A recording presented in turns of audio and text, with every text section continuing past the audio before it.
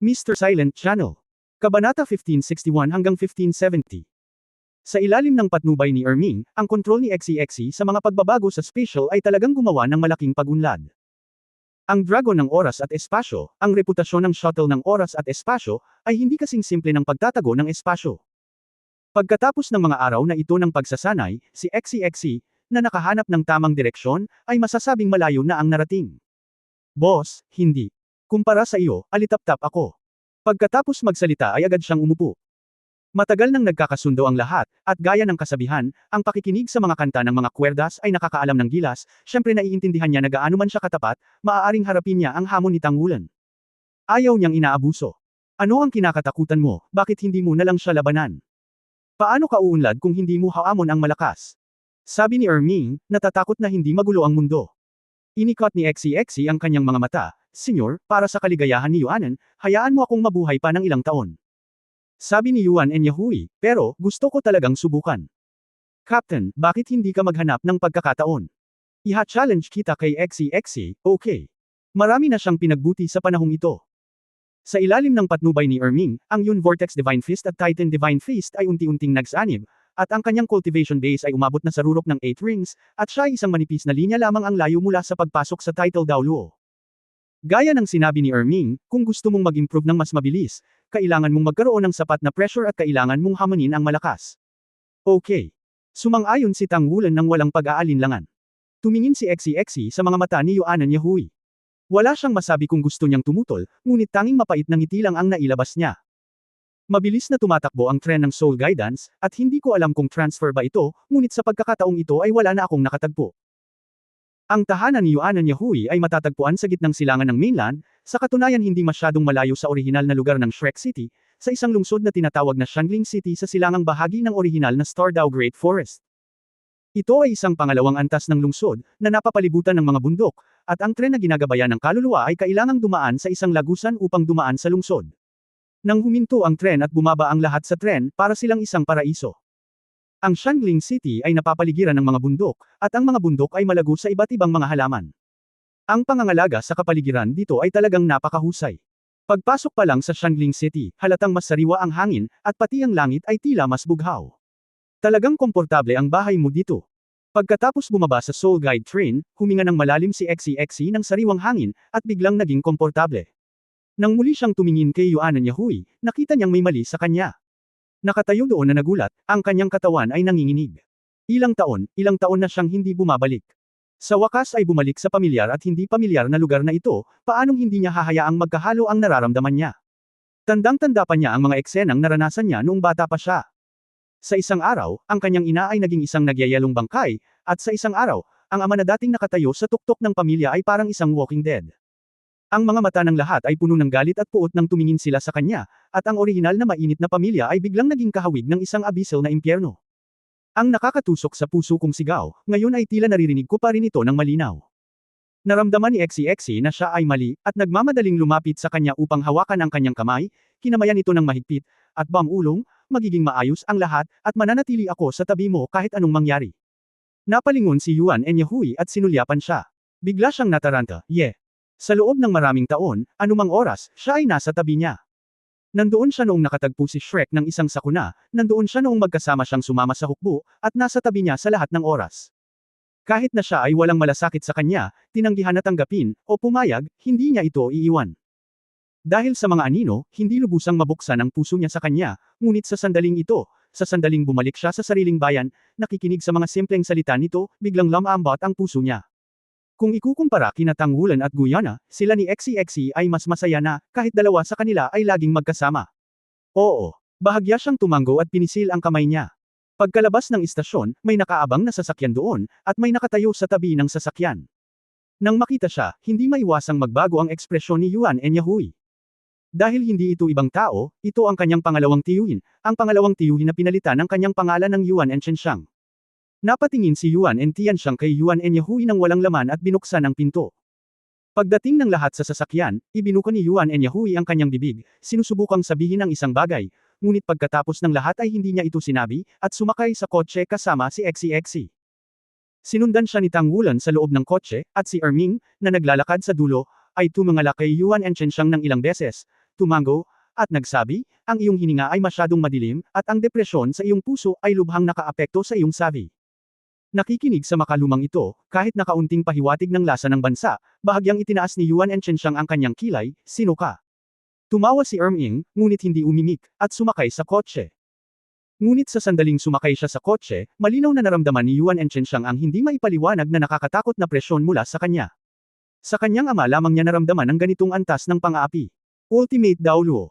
Ang kanyang mga mag-aaral ay hindi maiwasang lumiit, at naisip niya sa kanyang sarili, ito dapat ang limit Daoluo mula sa Shrek Academy. Kahit na malayo sila sa Shangling City, napanood na nila ang live broadcast ng Martial Arts Recruitment Conference, lalo na nang magpakita sina Shrek at Tangmen for Ultimate Daoluo, basta mga Spirit Master sila, lahat sila ay nabigla. Napakalakas nitong lakas. Kung kay Shrek din ang Extreme Daoluo na nasa harapan niya, sobrang nakakatakot ang nakatagong lakas nitong Shrek Academy, hindi Mimejin, ito nga ang unang akademya sa mainland. Dapat mag-alala ang taong ito sa kaligtasan ni Yuanen pagdating niya. Gayunpaman, ang problema ay dapat malutas. Umupo si Yuan and Tianxiang sa driver's seat. Nagmaneho siya ng mag-isa, at isang kotse na ginagabayan ng kaluluwa na may kakayahang tumanggap ng 7 tao na mabagal na nagmamaneho sa kalsada. Bago bumalik, ipinaalam ni Yuan and Yahui ang pamilya. Ang dahilan kung bakit handa si Yuan and Tianxiang na makipagkita sa kanya ng personal ngayon ay dahil sa kanyang katapangan.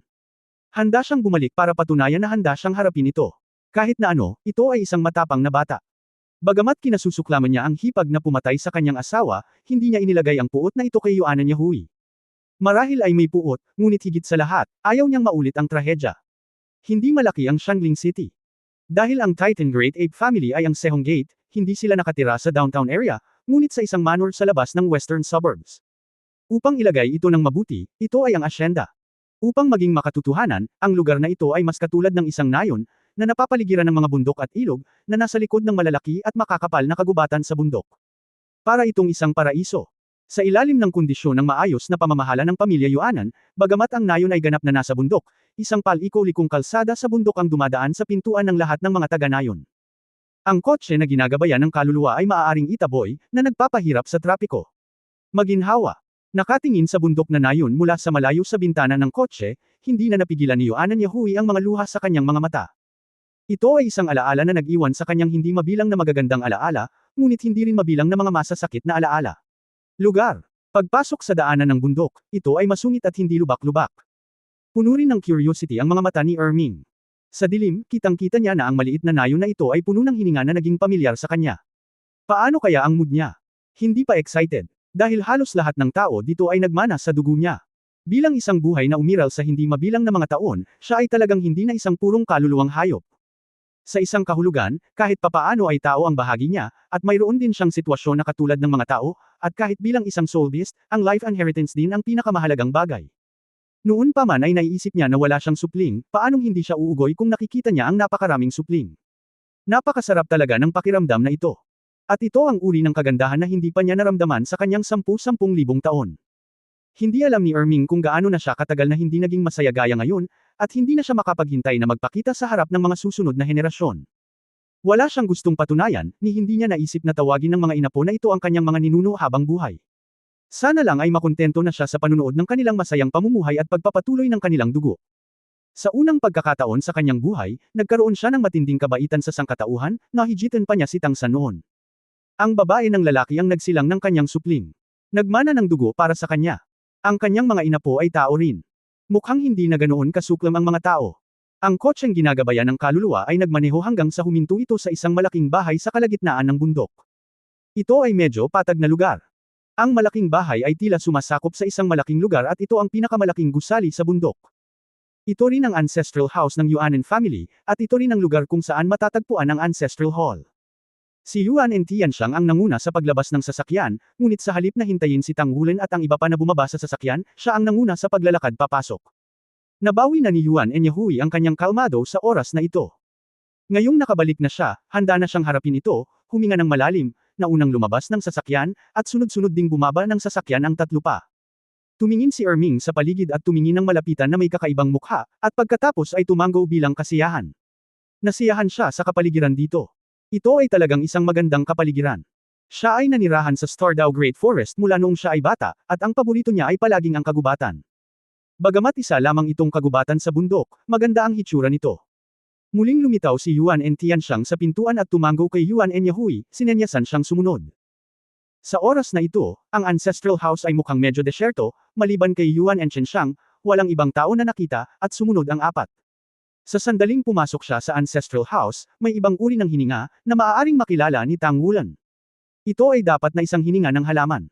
Ang hininga ay napaka-refresh at nagbibigay sa mga tao ng pakiramdam ng kalmado. Malinaw na ginagamit ito sa pagtatayo ng ancestral house. Ang kahoy ay pambihira. Pagpasok sa gate, una ay isang malawak na patio. Nakita ni Tang Wulan ang ganitong uri ng patio sa Tiandao City. Ito ang estilo ng Daoluo Continent noong sinaunang panahon. Malinaw, ang pamilya Yuanan ay tradisyonal pa rin. Walang sinabi si Yuan and Tianxiang, bagkus ay inakay na lamang niya ang apat na tao na maglakad papasok. Bahagyang ibinaba ni Yuan and Yahui ang kanyang ulo, sumunod sa kanyang likuran, ngunit hindi tumingin sa lahat ng nasa paligid niya. Ayaw niyang tumingin, at kahit ang ilan ay hindi nang ahas na tumingin, dahil natatakot siya na hindi niya makontrol ang kanyang emosyon. Hawak-hawak ni XCXC ang kanyang kamay ng mahigpit, na parang naglilipat ng kapangyarihan sa kanya, sumunod sina Tang Wulan at Erming sa likod, at tumingin sa paligid ng mansyon. Sa paligid ng harapan ay isang bilog ng mga haligi. Makikita na lahat sila ay mga individual na piraso ng kahoy, at ang hininga ay tila nagniningning mula sa kanila, na nagbibigay sa mga tao ng pakiramdam ng katatagan bilang isang bundok. Naglalakad sa harap na bakuran mula sa gilid hanggang sa gitnang bakuran, ang una kong nakita ay ang ancestral hall sa dalawang malalaking karakter. Ito ang tila pinakamalaking silid sa buong mansyon, o ito ay ang bulwagan. Ang dalawang karakter na ancestral hall ay nakatago sa primitive na pagiging simple. Si Yuan and Tianxiang ay mag-isang pumasok sa ancestral hall, at silang apat ay nakasunod lamang. Kung ikukumpara sa pagiging simple ng labas, ang ancestral hall ay kahanga-hanga, at ang bawat lugar ay sobrang sophisticado. Ang harap ng ancestral hall ay isang malaking mesa na hugis hagdan, na may mga hanay ng mga espiritual na posisyon sa ibabaw nito, na ipinakita sa hugis ng isang pyramid mula sa itaas hanggang sa ibaba.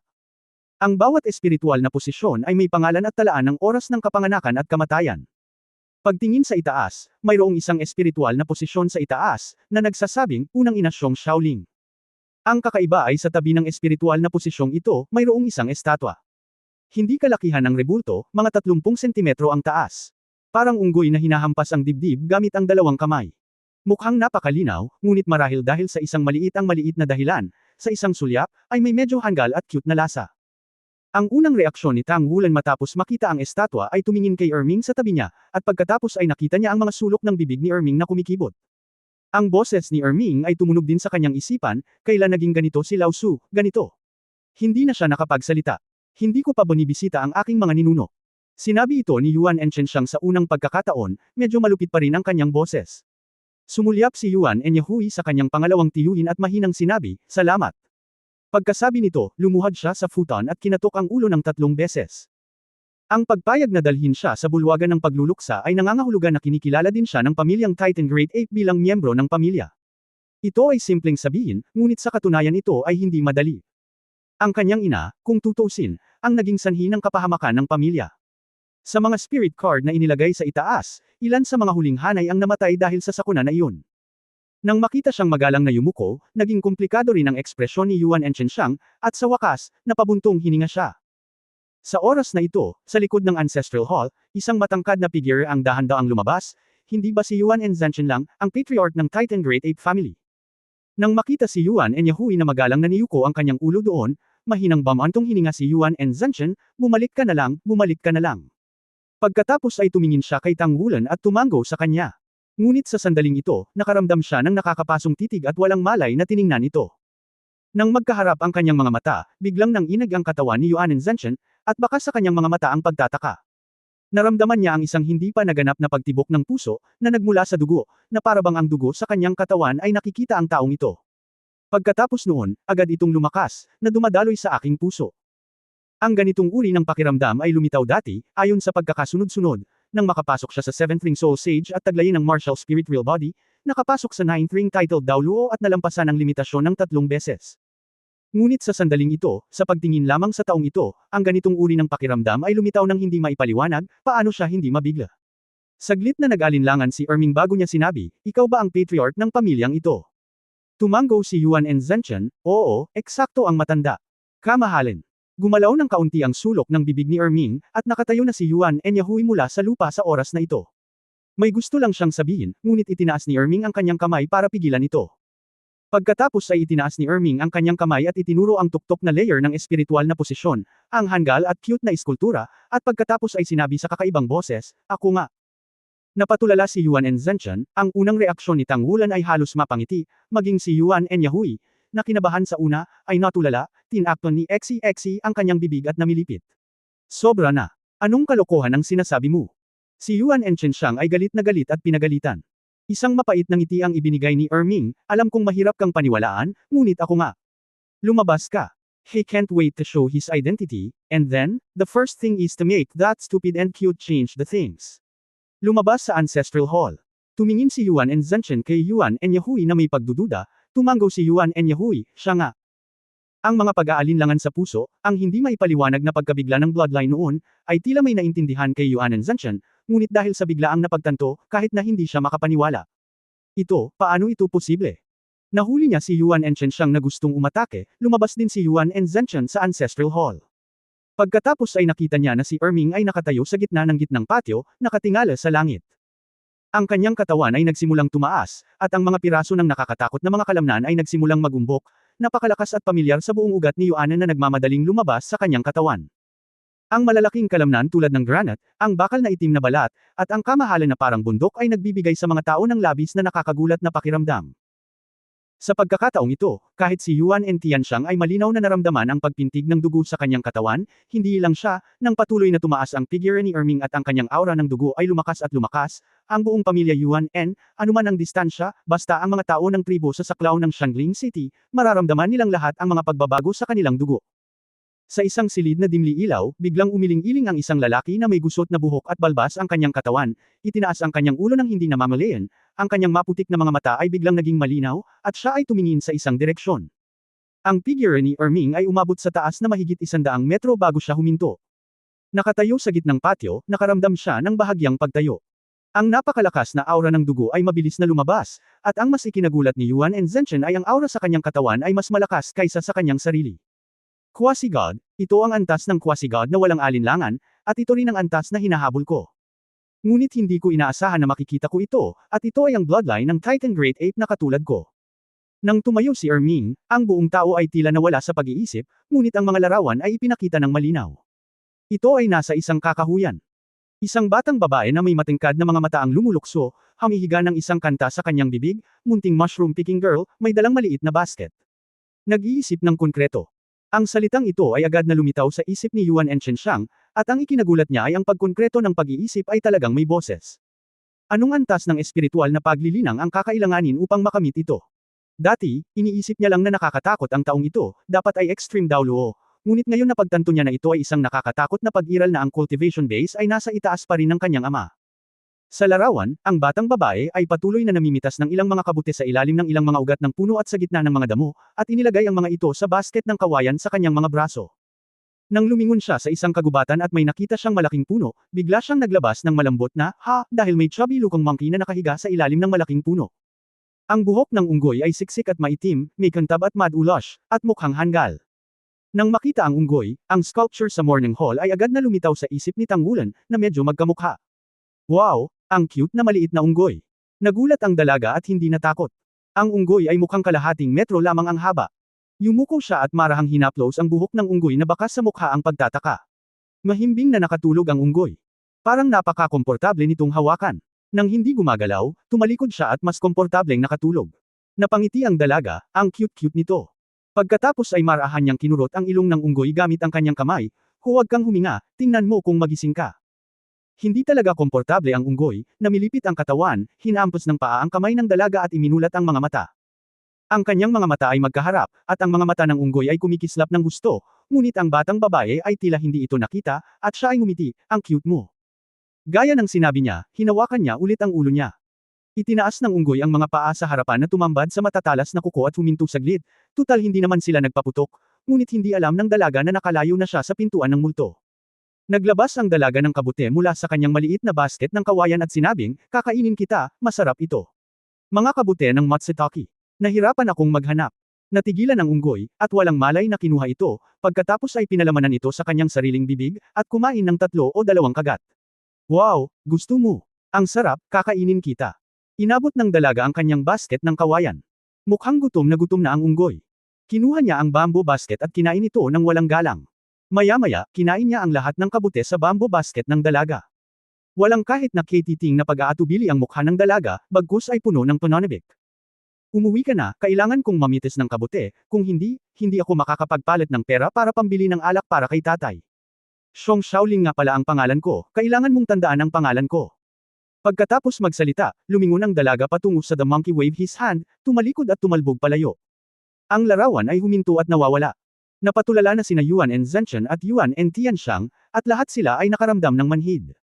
Muling lumitaw ang larawan, sa pagkakataong ito ay sunod-sunod na apoy. Ito ay isang nayon, ngunit ang nayon ay ganap na natatakpan ng mga apoy, at ang nakakatakot na apoy ay umabot at nilamon ang lahat sa paligid nito.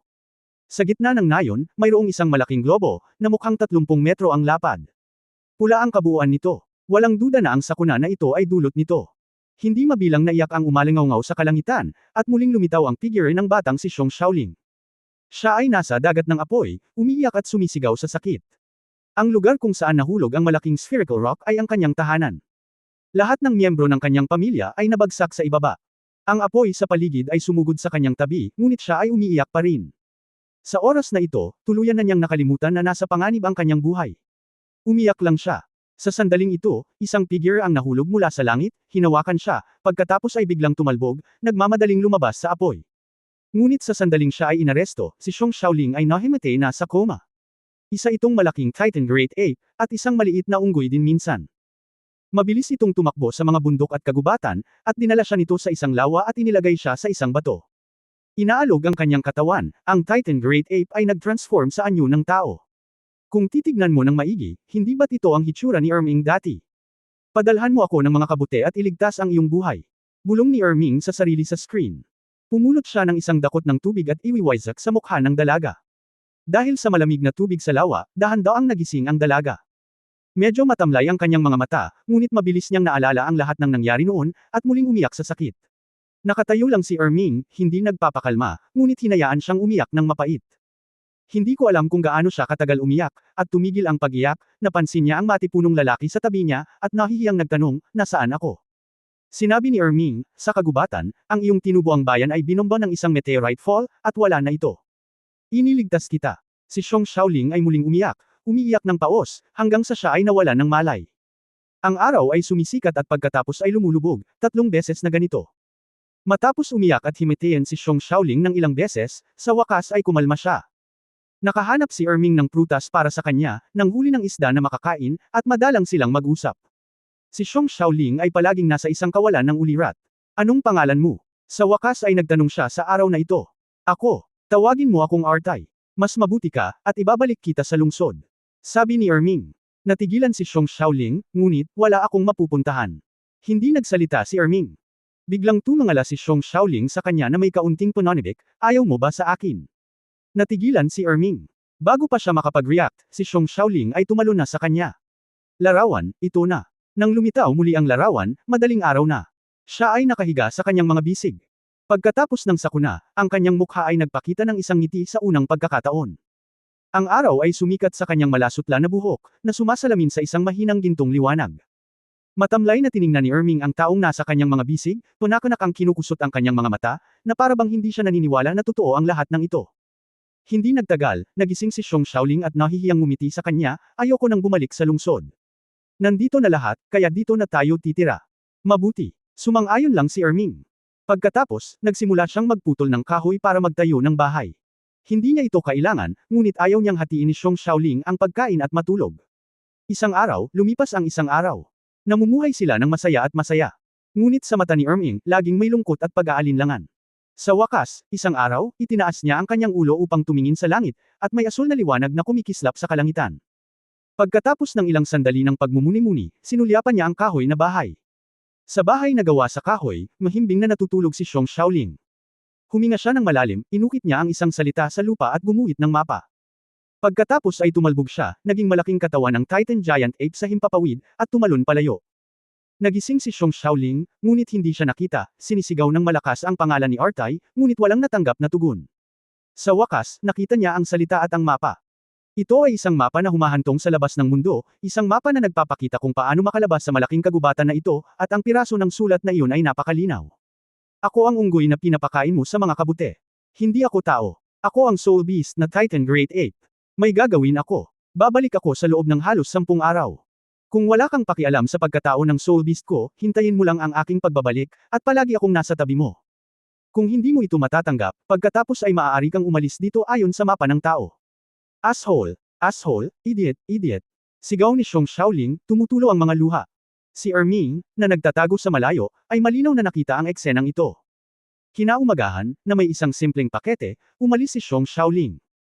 Blanco ang tingin ni Erming sa umaalis niyang figura, hanggang sa hindi na niya makita, umungol na siya sa sakit, gusto niya talaga siya, pero hindi niya inaasahan na aalis siya ng ganito.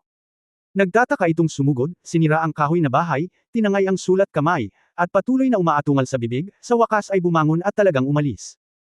Kapag narito na ang larawan, sa wakas ay natapos na ito, at muling lumiit ang figure ni Erming, muling nag-transform sa anyo ng tao, at ang kanyang mga mata ay namumula na. Ang mga alaala ay hindi lamang maganda, kundi pati na rin ang matinding sakit.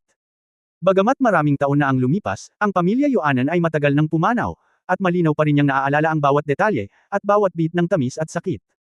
Hindi lang sina Yuan and Zhenchen at Yuan and Chenxiang ang nagulat, pati sina Tang Wulan, Yuan and Yahui at Xi. Sa ilang sandali, tila medyo madilim ang kapaligiran sa buong looban.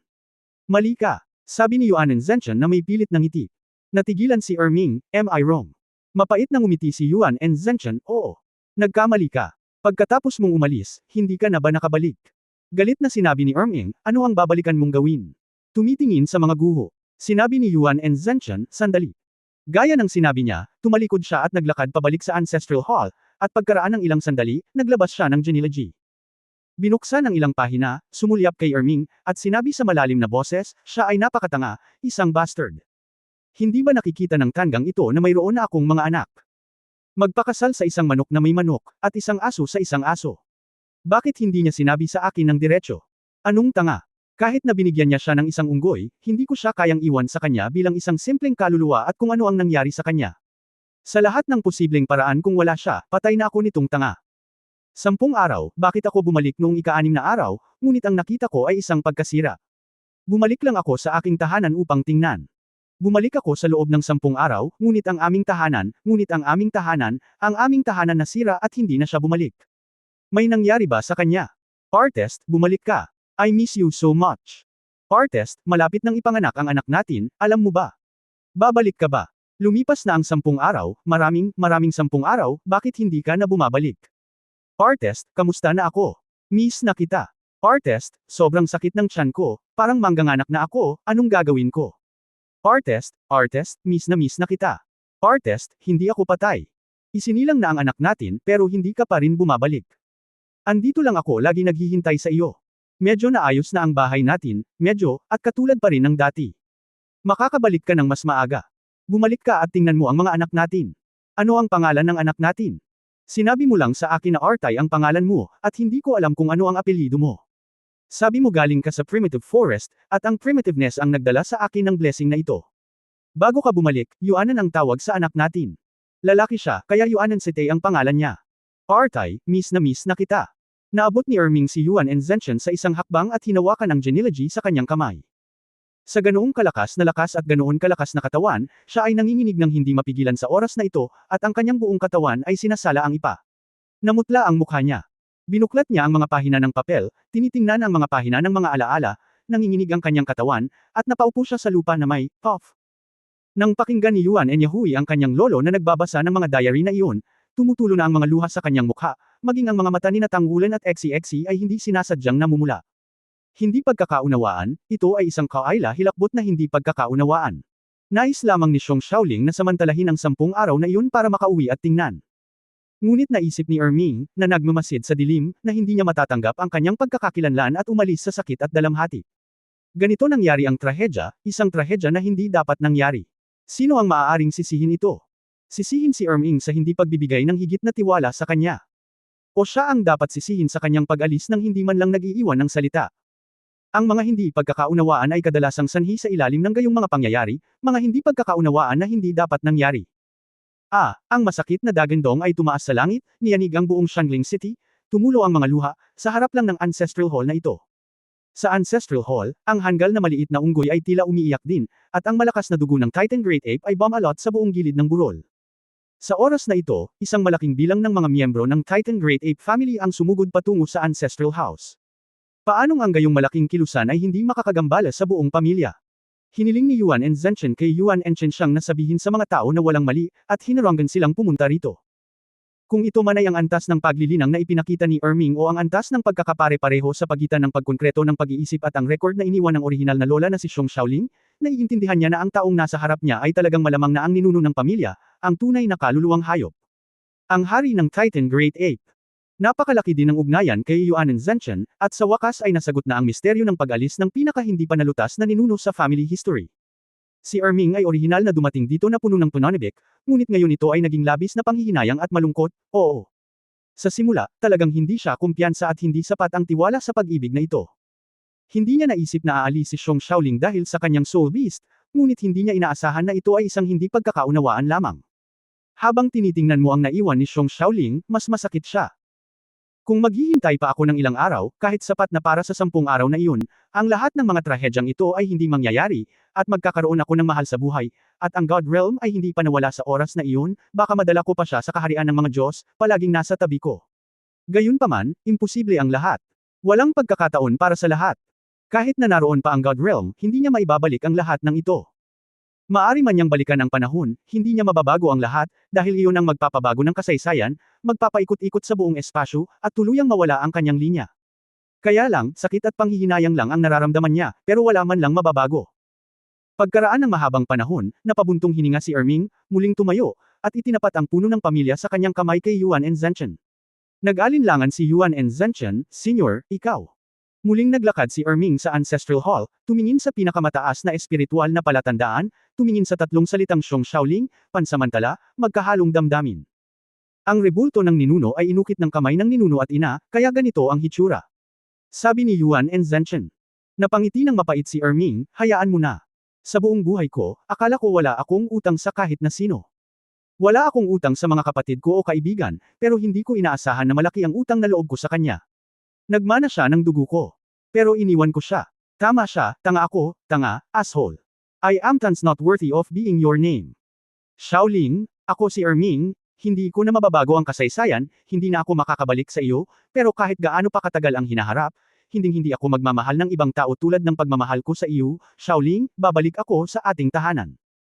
Pagkasabi noon, nilingan niya si Yuan and Zhenchen, nandoon pa ba ang kahoy na bahay? Tumango si Yuan and Zhenchen, nandoon pa rin. Binili namin ang lugar malapit sa Tiandao City.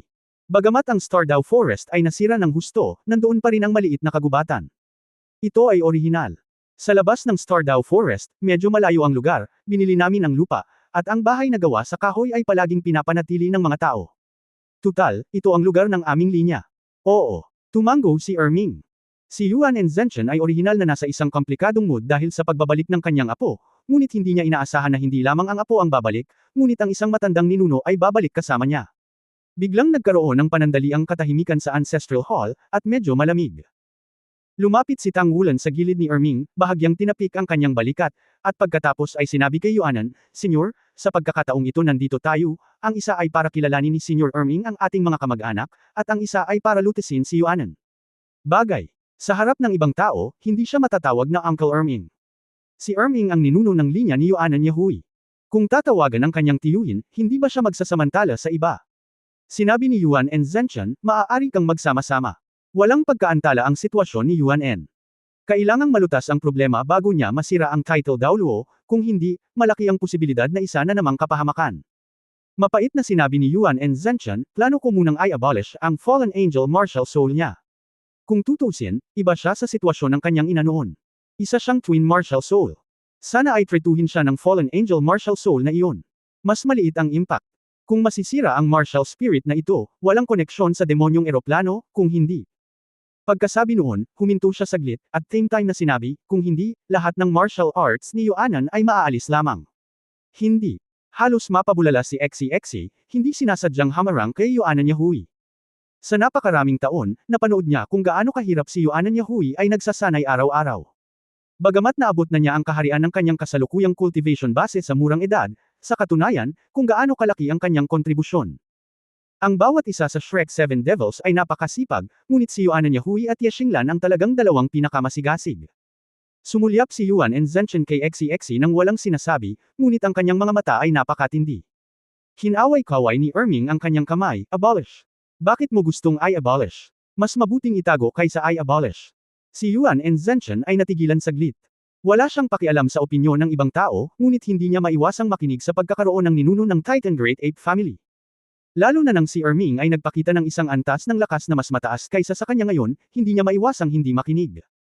Kumikislap ang malamig na liwanag sa mga mata ni Erming, ang demonyong eroplano, maglakas loob na patayin ang aking mga tao, paano ko puputulin ang channel ng eroplano at hahayaan silang maging kalmado. Not to mention na ang anak ni Yuan Yahui ay masasaktan, itong plane channel ay hindi lang sila. Kung magagamit natin ito, kaya rin natin. Ano ang nakakatakot sa isang maliit na demonyong eroplano? Nagulat si Yuan Zhenchen, Senior, ano ang ibig mong sabihin? Malamig na ngumuso si Erming, hindi lang natin maabala ang eroplano, kundi tulungan din silang buksan ang eroplano. Patay na ang manugang mo, at napakarami nang namatay na ang Khan, ayaw mo bang maghayganti? Tulala si Yuan Zhenchen, talagang hindi niya naisip, Senior, ang lakas ng eroplano. Sinabi ni Erming, ang iyong kaalaman ay kulang pa. Una sa lahat, kailangan mong maunawaan na may pagkakaiba sa pagitan ng mga eroplano at eroplano. Bakit ang ibang mga eroplano ay gustong salakayin ang ating mga eroplano? Ito ay dahil ang Daoluo continent mismo ay iisa ang pangunahing eroplano, at ang mga gustong lumusab alinman dahil wala silang entidad o dahil sa kanilang sariling kahinaan. Lahat sila ay gustong kumuha ng ilang mga benepisyo mula sa ating buong kontinente. Ito ay napakabihirang. Kilala ko itong demonyong eroplano. Ito ay isang katamtamang eroplano. Ito ay may isang planeta na humigit kumulang sa ikasampung bahagi ng laki ng Daoluo continent, ngunit napakabaog. Ang kanilang katangian ay ang pandarambong. Ang enerhiya ng buhay upang mapanatili ang kaligtasan. Ang kabuuang kapangyarihan ng Demon Plane ay malayo sa atin. Hindi ito may kukumpara sa Abyss Plane na talagang nagdala ng krisis sa Daoluo. Imposible para sa kapangyarihan ng pamilya na labanan ang buong eroplano, ngunit kung sasabihin mong hindi mo ito magagawa laban sa isang channel, karapat-dapat ka pa bang magmana ng dugo ng pamilya hanggat maaga kang nagplano, tiyak na magdudulot ka ng malaking pagkalugi sa eroplanong ito ng demonyo. Bagamat si Yuan Zhenchen ay isa ring powerhouse sa demigod level, siya ay 100 taong gulang lamang kung tutuusin, paano maihahambing ang kanyang pangunawa sa antas ng eroplano kay Erming. Hindi ko man maintindihan ang narinig ko sa oras na ito, medyo naintindihan ko naman. Senior, hindi ba masyadong delikado ito? Iritadong sinabi ni Erming, makikipagsapalaran ba ako sa aking mga inapo? May dalawang maladyos at totoong artifact ang namamahala. Paano ang eroplano ng demonyo? Dalawang parang Diyos. Natigilan si Yuan Zhenchen. Sinabi ni Erming, ang tiwala ay nagmumula sa lakas at nakaraang karanasan. Nandito ako sa pagkakataong ito hindi para pigilan ka sa paglutas ng mga problema ni Yuan Yahui, kundi para ipaghiganti ang aking mga inapo. Kayo rin ay mga inapo ko, bagaman wala akong gaanong mga kwalifikasyon upang makilala ang mga kamag-anak, ngunit palagi akong nais na magbigay sa iyo ng isang bagay. Sa loob ng 10 araw, kung hindi ko kayo maitataas sa antas na tulad ng sinabi ko. Gawin mo, bilang isang patriarch ng pamilya, mangyaring makipagtulungan sa akin upang makumplito ang planong ito at maipaghiganti ang mga namatay na bata. Na-promote bilang maladyo sa loob ng 10 araw. Matapos marinig ang mga salita ni Erming, biglang nagliwanag ang mga mata ni Yuan Zhenchen. Naabot niya ang antas ng isang demigod sa loob ng mga dekada, at tila isang hakbang na lang ang layo niya sa maladyos, ngunit ang hakbang na ito ay hindi naipasa sa loob ng mga dekada. Kung talagang maaabot mo ang antas na parang Diyos, mag-iiba ang lahat.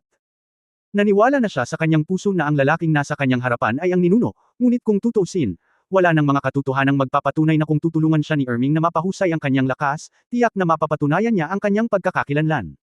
Nang marinig ito ni XCXC, lumiwanag ang kanyang mga mata, at yumuko siya sa harapan na may nakamamanghang ekspresyon, Master, tingnan mo.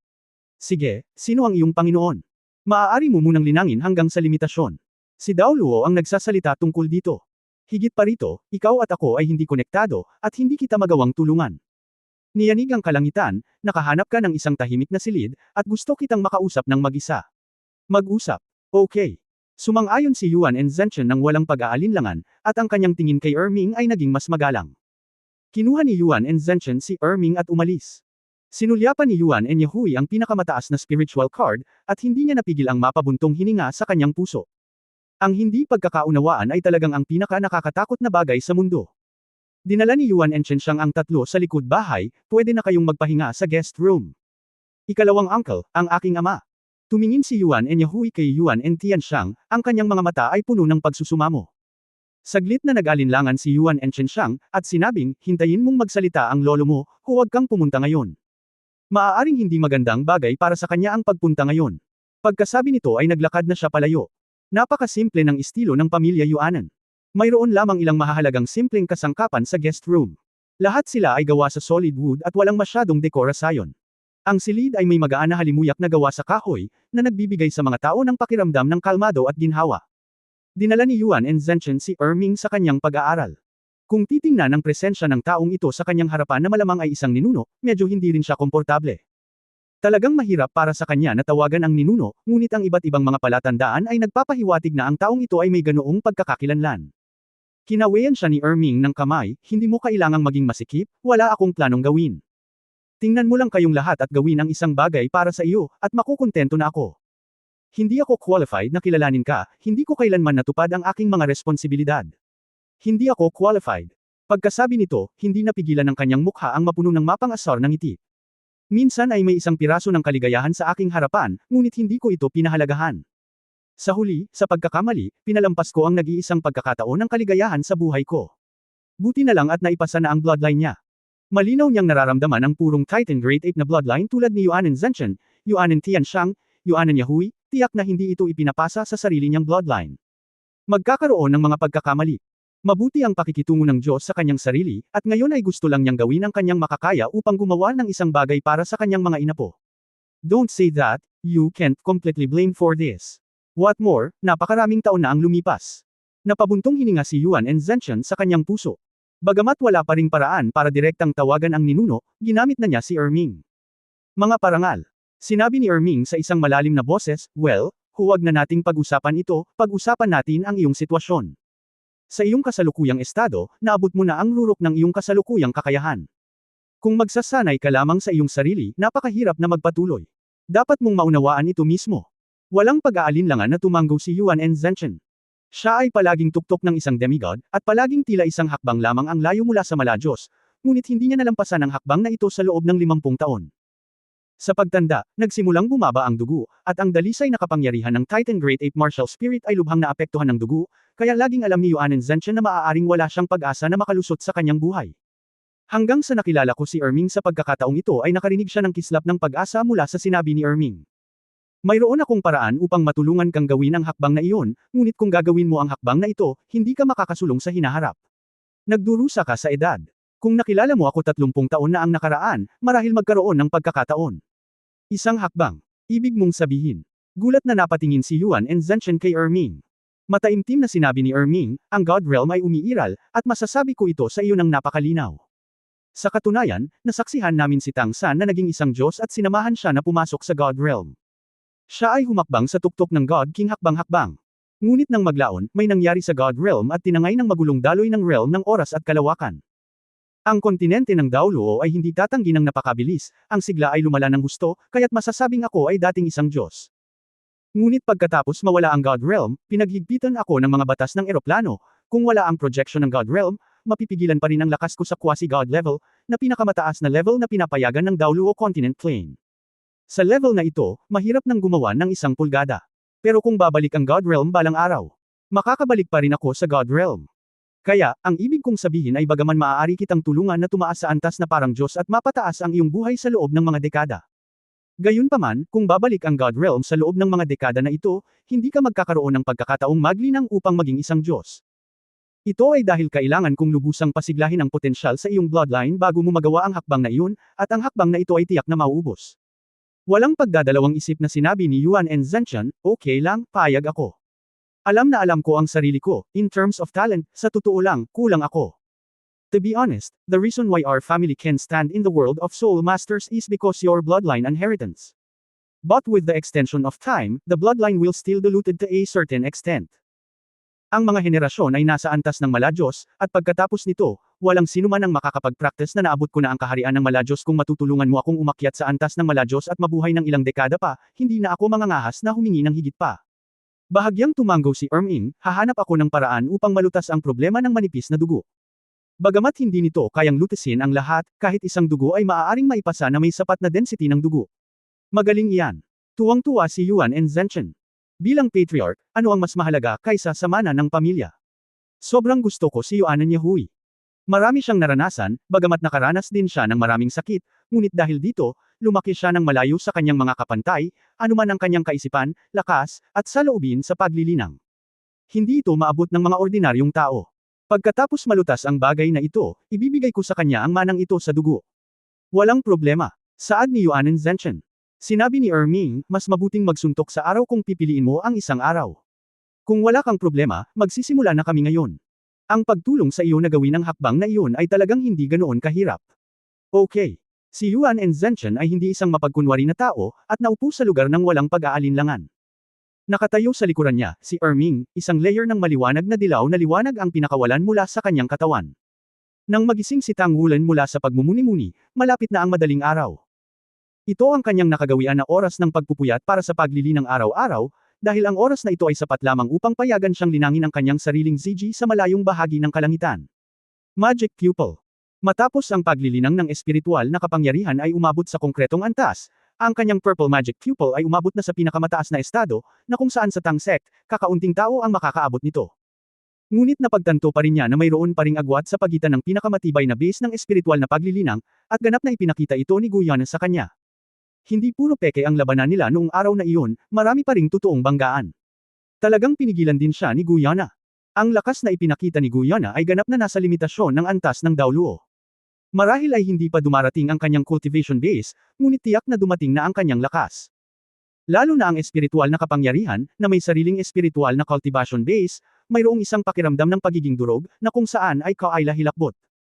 Kahit na ang Tang Sect at ang Ultimate Daoluo ng Shrek Academy ay naramdaman din na ang kanilang mental power ay pinigilan ni Guyana. May isip ng isa kung gaano kalakas ang kanyang mental power. Kaya naman, hindi siya nang ahas na magluwag kahit isang saglit, kailangan niyang patuloy na magsanay ng husto at magsumikap upang mapabuti ang kanyang sarili.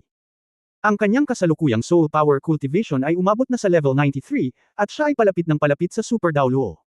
Ang mas mahalaga ay ang bilis ng paglilinang ay hindi mabagal. Hanggat nagsasanay ka ng husto, mararamdaman mo ang patuloy na pagpapabuti ng iyong antas ng paglilinang. Ito ang pinakakasasyang punto para sa kanya. Ding! Isang malutong na boses ang biglang tumunog.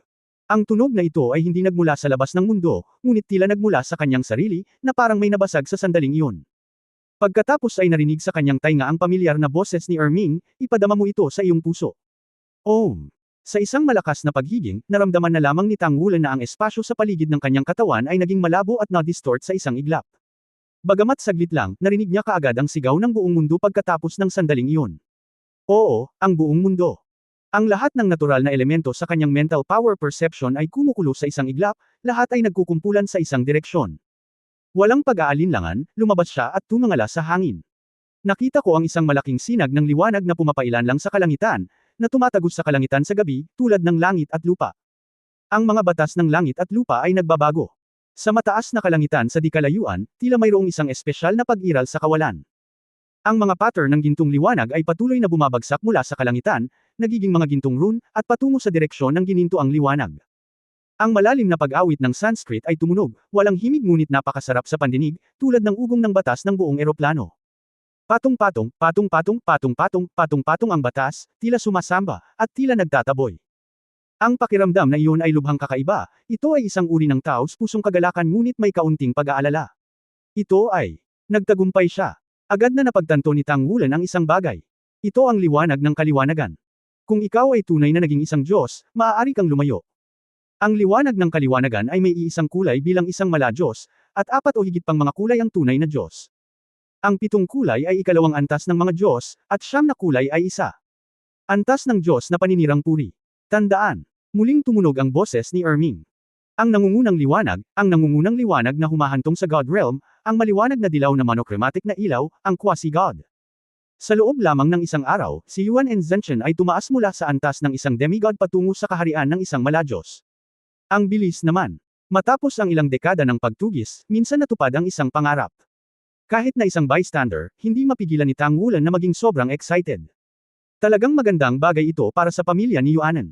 Malinaw na ito ay magiging malaking tulong upang malutas ang mga pisikal na problema ni Yuanan Yahui pagkatapos. Ang sinag ng liwanag na ito ay nagulat din sa buong pamilya ng Titan Giant Ape.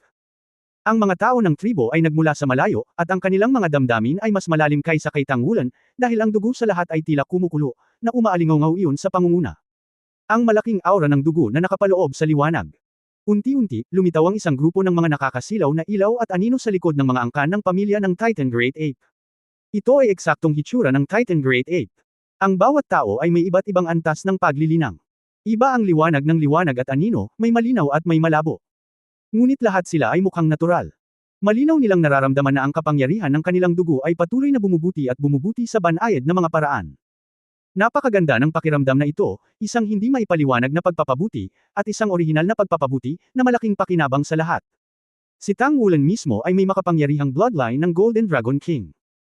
Ang ganitong uri ng chi at pagbabago ng dugo ay natural na hindi makakatakas sa kanyang pangunawa.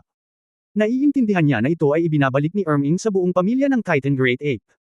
Bagaman hindi niya alam kung paano niya ito ginawa, ito ay dapat na maraming pera. Sina Yuan Enyahui at XCXC ay nasa tabi ni Tang Wulan, at ang higanteng-higanteng unggoy sa likod ni Yuan Enyahui ay sobrang solid, na parabang ito ay substansya. Ang kanyang cultivation base ay isang hakbang lamang mula sa title Daoluo. Kung hindi dahil sa problema ng Fallen Angel, baka nalampasan niya ito. Napansin ni Tang Wulan na sa mga miyembro ng pamilyang Titan Great Ape sa mga nakapaligid na bubong at sa lupa, mayroong 7 o 8 liwanag at anino sa likod niya na maaaring maging katulad ni Yuan Enyahui. Sa madaling salita, sa mga Titan Great Apes sa pamilya, mayroong 7 o 8 na may titulong Daoluo level powerhouses na hindi inaasahan. Sa isang madilim na kwarto, tulala sa bintana ang lalaking magulo ang buhok. Mula sa bintana, tanaw na lamang niya ang solidong dilaw na liwanag. Ang kanyang katawan ay nanginginig na hindi mapigilan, at ang mga luha ay malabo na sa kanyang mga mata. Sa likuran niya, nagsimulang lumitaw ang mga piraso at piraso ng dilaw na liwanag at anino, bagamat dahan-dahan, sila ay nagpatuloy at tuloy-tuloy na nagtatagpo. Isang mahigpit at mahabang alulong ang lumabas sa kanyang bibig na walang kamalay-malay, at nagkaroon ng malakas na putok sa kanyang katawan, na parang may sumabog. Sa isang iglap, nasa ere ang mga damit at buhok sa buong katawan. Ang lahat ay agad na naging pulbos, ang maliwanag na dilaw na liwanag ay sumabog mula sa katawan, ang madilim na silid na ito ay nabasag din sa isang iglap, at isang kristal na dilaw na liwanag ang sumabog sa kalangitan. Hindi ito kasing lakas ng leading light na hindi kalayuan, pero paakyat din, tuwid at dilaw. Lumitaw sa kanyang likuran ang liwanag at anino ng malaking Titan Great Ape, na sumasalamin sa namamagang matipunong kalamnan ng kanyang katawan, patuloy na umuungal ang kanyang bibig, na para bang gusto niyang ilabas ang lahat ng frustration sa kanyang katawan. Ang malakas na ingay ay ikinaalarma din ng lahat sa paligid. May napabulalas na Yuan N. Tiandang. Nang marinig ang pangalang ito, nang inag ang buong katawan ni Yuan Enyahui, at hindi niya namamalayan na tumingin sa direksyon na iyon. Ang maliwanag na dilaw na ilaw ay nagsimulang maging masiksik, na sumasakop sa figure ng buo, na parang sinusunog ang lahat, ang figure ay patuloy na naglalabas ng napakalakas na hininga, ang dilaw na liwanag ay tumataas, at ang kanyang sariling ang hininga ay patuloy na lumalakas. Sa malambot na boses, isang figure ang kumislap mula sa unang dilaw na liwanag at lumitaw sa hangin, ito ay si Erming. May kulay ng pagkagulat sa kanyang mukha, at ang isang bilog ng kanyang kanang kamay ay gumuhit ng isang rune sa hangin. Ang liwanag ay kumislap at nahulog sa pangalawang maliwanag na dilaw na liwanag. Sa gitna ng rune, may isang grupo ng kristal na malinaw na dugo na parang ruby. Puff! Ang rune ay natunaw sa dilaw na ilaw at nawala. Ang dilaw na liwanag ay sumabog na parang isang blowout, na nagiging baha ng liwanag at ulan, na nagpapaliwanag sa buong burol. Kaagad pagkatapos, ang liwanag at ulan ay bumagsak pabalik sa panimulang punto ng pag-akyat tulad ng isang dagat ng mga ilog, at ganap na hinihigop. Isang makapal na parang bundok na hininga ang yumanig sa mga manunood. Abutin ang limitasyon. Personal na nasaksihan ni Tang Wulan ang eksena ng makamit ni Godmother Holy Spirit Daoluo ang limit Daoluo, kaya wala siyang pag-aalinlangan na ginamit ng lalaking lumitaw mamaya sa sandaling ito ang asensya at dugong ipinagkaloob ni Erming. Sa ilalim ng impluwensya ng naliwanagan na liwanag, humakbang siya pasulong sa isang hakbang, sinira ang limitasyon, at naging limitasyon si Daoluo. Bagamat siya ay isang quasi-demigod lamang na nakalusot, ngunit iyon ay nakamit din ang limitasyon. Dumating sa tuktok ng mundo ng Soul Master.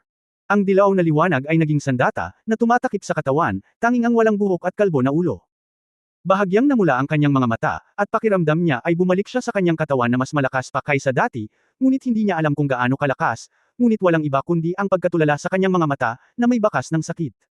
Sa sandaling ito, isang malakas na sigaw ang pumutok sa kalangitan ng gabi, "Tatay!" Kaagad pagkatapos, isang figure ang sumugod sa kanyang harapan at bumulusok sa kanyang mga bisig. Oo, ang lalaking ito na biglang sumulpot, kahit na lumampas sa limitasyon, ay ang biolohikal na ama ni Yuan Enyahui, ang patriarch at tagapagmana ng pamilyang Titan Great Ape, si Yuan N. Tiandang. Bagamat hindi ko alam kung bakit ang batang patriarka na ito, na sinasabing na-abolish noon, ay nagawang lumagpas sa limitasyon sa isang hakbang, ngunit walang duda na ito ay tiyak na isang magandang bagay. Bumaba si Erming mula sa langit at dumaong sa paligid ng tanggulan. Dahil sa malapit na distansya, kitang-kita ni Tanggulan na medyo mapatla ang kanyang mukha. Tito Erming, okay ka lang ba? Pero may ngiti lang sa mukha si Erming, at umiling, okay lang, I'm very good, lalo na sa good mood. Bale kung may magagawa pa ako para sa kanila, at magbayad ng kaunti. Bumalik ako para magpahinga. Maingat mong nararanasan ang mga pagbabago sa batas, tulad ng mga ganitong opportunities ay bihira. Oo, ito man ay para maakit ang liwanag o ang huli na limit daw law breakthrough, para sa Spirit Master, ito ay isang tanawin na hindi nakita ng ilang beses sa kanyang buhay. Kabilang sa mga ito, ang pagbabago ng batas ay makatutulong lamang ng bahagya sa mga taong may hindi sapat na paglilinang, ngunit para kay Tanggulan, na nakapasok na sa antas na ito, ang tulong ay napakalaki. Lalo na matapos siyang tulungan ni Guyana na ayusin ang mga batas noong araw na iyon, mayroon na siyang mas malalim na pag-unawa sa mga batas ng iba't ibang elemento. Tiningnan ni Yuan and Tiandang ang dalaga sa kanyang mga bisig, at saglit siyang hindi makapaniwala. Ikaw si Yehui. Dahil matagal na siyang hindi nagsalita, paus at medyo kakaiba ang boses niya at nanginginig pa. Pagkabalik ni Yuan and Yehui, naibalik niya ang kanyang orihinal na anyo, itinaas ang kanyang ulo, pulang buhok na kamakaway, at tumingin sa kanyang ama, ang kanyang mga mata ay puno na ng luha. Tatay, bumalik ka na lang. Hindi, anong ginagawa mo pabalik? Hindi ka na dapat bumalik. Bigla niyang hinawakan ang mga balikat ng kanyang anak at itinulak ito palayo sa kanyang mga braso. Umalis ka, sino ang nagtanong sa iyo na bumalik? Mabilis kang pumunta. Itinulak niya ang kanyang anak na babae sa isang maliit na gulat, at sa parehong oras siya ay umatras ng 2 hakbang, na parang nakakita siya ng isang nakakatakot. Tatay. Medyo natigilan si Yuan and Yehui, hindi niya inaasahan na ganoon pala ang ugali ng kanyang ama sa kanyang sarili. Uncle, don't worry. Yehui will be fine. We came back to solve the problem of her fallen angel martial arts. May solusyon na. Sa kritikal na sandali, malinaw pa rin ang mga bystanders. Tumayo si Xi mula sa gilid, hinawakan ang kamay ni Yuan and Yehui, at ipinaliwanag kay Yuan and Tiandang. Natulala si Yuan Enchen, resolved. Mayroon bang solusyon? Napagtanto ni Yuan and Yehui na kapag pinabayaan ng kanyang ama ang kanyang sarili, nag-aalala siya na susunod siya sa yapot ng kanyang ina, at mas nag-aalala siya na ang kanyang mga tao ay magiging disadvantageous sa kanya. Muling bumuhos ang luha, at niyakap ng mahigpit ang ama. Itay, kung hindi ako aalis, mananatili ako sa tabi mo sa hinaharap at pararangalan ka. Ignorante ako. Nagdusa ka sa paglipas ng mga taon. Sa paligid, napakaraming miyembro ng Titan Great Ape Family ang nakapaligid sa kanilang sarili, at natural na kinikilala ng mga medyo may edad na si Yuan and Tiandang, at mula sa mga pag-uusap ng kanilang mag-ama, naiintindihan din nila kung ano ang pagkakakilanlan ng magandang babaeng pulang buhok na ito. Siya si Yuan and Yehui, na nagmana ng kapangyarihan ng Diablo. Siya iyon, bumalik siya. Ibabalik ba niya ang sakuna? Paano siya makakabalik? Nahuli ba ito ng Patriarch upang malutas ang problema? Ang mga tinig ng mga tao ay nagmula sa lahat ng direksyon. Tahimik lahat. Isang mahinang boses ang narinig na may kakaibang emosyon. Nang tumangala ang lahat, si Yuan Enchen ang nagsalita. Natural na humiwalay ang karamihan, nag-iwan ng daanan, hakbang-hakbang na naglakad si Yuan Enchen. Nang makitang nawala ang mga kilay at buhok sa kanyang mukha, at hangkag pa rin ang kanyang mga mata, bigla niyang naramdaman na parang may natunaw sa kanyang katawan. Habang naglalakad patungo sa mag-ama ni Yuan and Tiandang, huminga ng malalim si Yuan and Tianxiang, at pagkatapos ay sumigaw ng may kahirapan, kuya. Nang inag ang buong katawan ni Yuan and Tiandang, ikaw.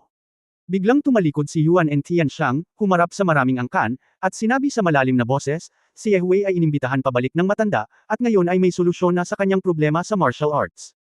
Walang gustong magkaroon ng mga sakuna noon, ang mga patay ay wala na. Ang mga taong nabubuhay ay mas pinarurusahan.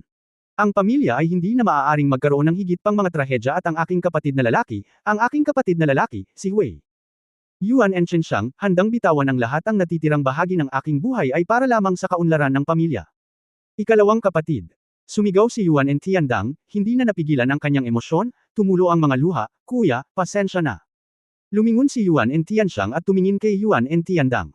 Bakit hindi siya napaluha, kuya, alam ko na ito noon pa man. Wala akong sinisisi sa iyo, walang iba, kundi swerte. Mga tao. Kaya lang hindi ko moari sa lahat ng oras. Sakit at hinanakit ang pumibulag sa aking mga mata. Wala kang ginawang masama, ngunit tiniis mo ang ilang dekada ng paghihirap. Kapatid, hindi kita masisisi.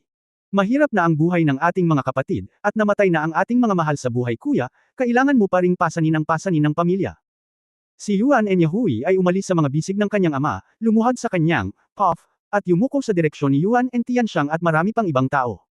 Hinayla ni Yuan and Tiandang ang magkapatid, at niyakap ng mahigpit ang magkapatid, at umiyak ng mapait sa parehong paraan.